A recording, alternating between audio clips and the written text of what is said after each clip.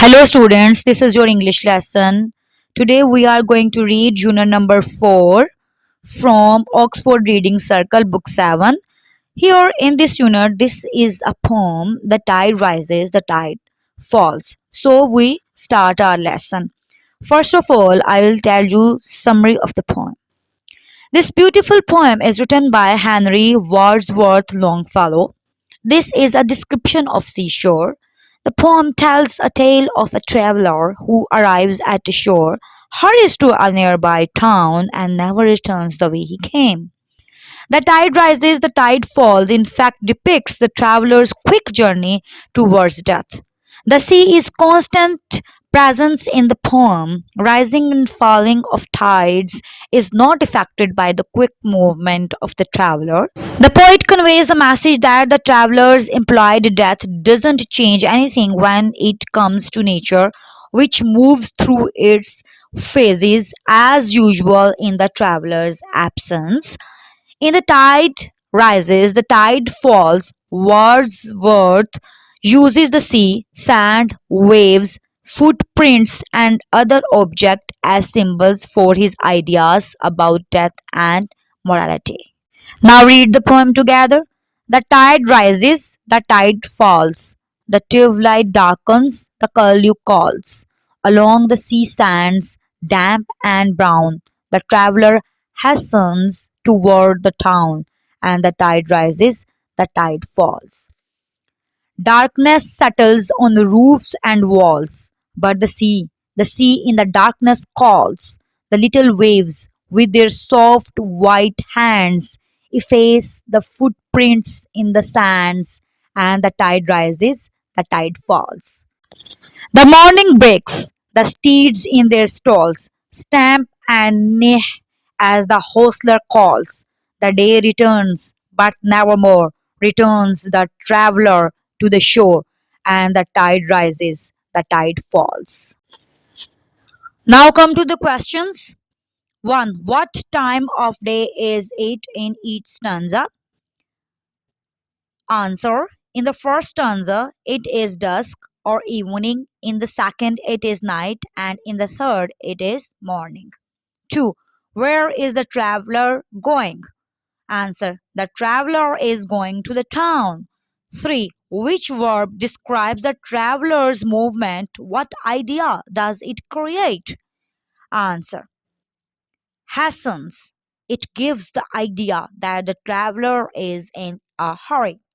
4. What human attributes does the sea have, and what does it do with them? Answer. The sea, like human beings, faces both the ups and downs of life, rise and fall of tides, and continues to move on.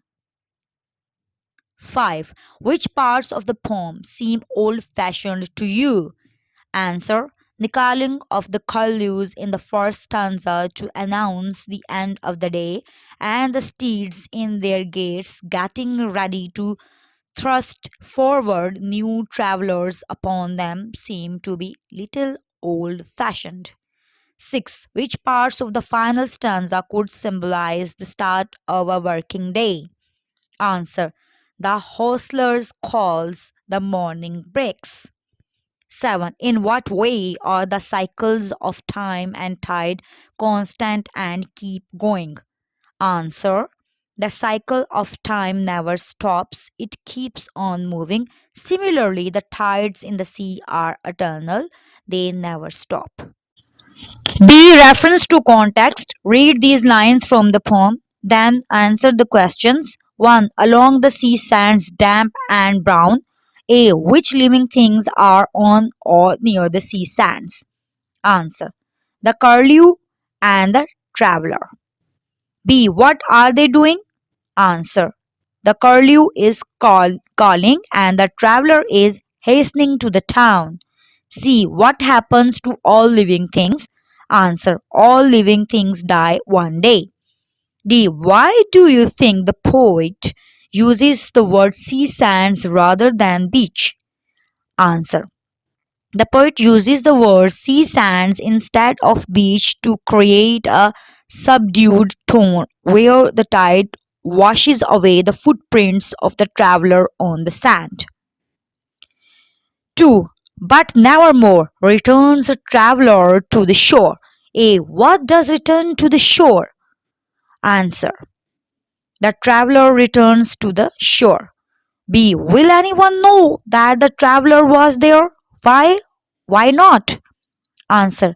No one will ever know that the traveler was there because the tide would have washed away his footprints. C. What do you think has happened to the traveler? Answer. The traveler has died. C. Poetry. 1. What impact or effect does the repetition of the title of the poem create? Answer. It creates the effect that the cycle of nature is eternal. The tides may rise and fall, but it is continuous and never ending process. 2. What is the rhyme scheme of the poem? What do you notice about the use of repetition at the end of the lines?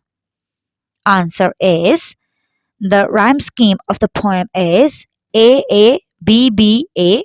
It emphasizes on the theme of the poem that nature is eternal. C. Which words other than those in the title are repeated in the poem? What significance do they have? Answer. Calls and see. The words signify signs of life everywhere. D. Words and meaning. 1. Find 15 synonyms for travel in the grid below. One has been done for you. The other words are cruise, excursion, expedition, exploration, jaunt, journey, odyssey, pilgrimage, roam, rove, safari, tour, trek, trip, voyage. Students, I have done for you, so you can check from this page.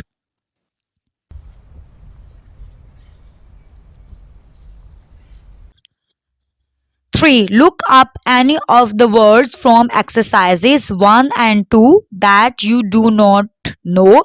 Use 5 words from exercise 1 in sentences of your own. Cruise. They were out for their summer cruise near Italy. Excursion. In these summer vacations, our excursion will be to Dubai.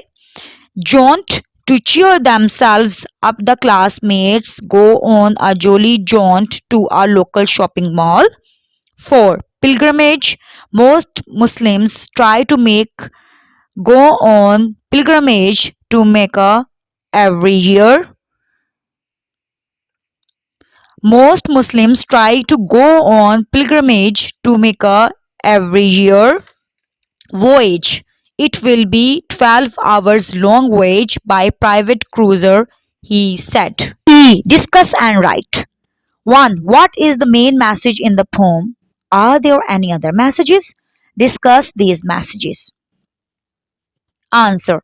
The main message in the poem is that nature is indifferent to the life of humans, and when a human dies, nature still continues its cycle.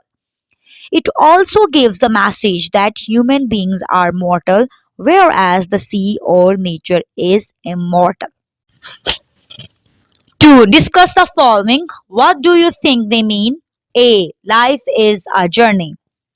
It means the period between birth and death and experiences we have throughout. B. The world is a book, and those who do not travel read only a page. It suggests that each and everyone should travel and see the outside world rather than stay in one place. You should discover different things you have never seen before. C. Time and tide wait for no man. It means if you don't use of a favorable opportunity, you may never get the same chance again. D. You are only here for a short visit. Don't hurry, don't worry, and be sure to smell the flowers along the way. It means life is too short. A traveler is here in this world for a short period of time. So enjoy your life through thoroughly and concentrate on your aim of life and don't be impatient to achieve your aim of life.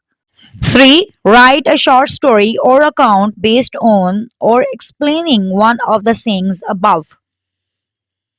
Time and tide wait for no man. Once there lived a poor farmer in a village. His whole family depended on the farm products he generated throughout the year. This time, the farmer had sown the crop. When the time of harvest came, he needed to go to the town to hire laborers for that. He started postponing this, thinking that he still has time while all the other farmers had harvested their field much in advance. His wife insisted him to go to the town to hire labor, but he did not listen to her and thought nothing could happen with a delay of some days. On that night, a very strong storm came into the village. The storm was so strong that even big trees were uprooted. His complete crop was destroyed too in the heavy storm. He was filled with great regret. Thanks for listening. For new videos, don't forget to subscribe my channel. And if you like my videos, please share and like.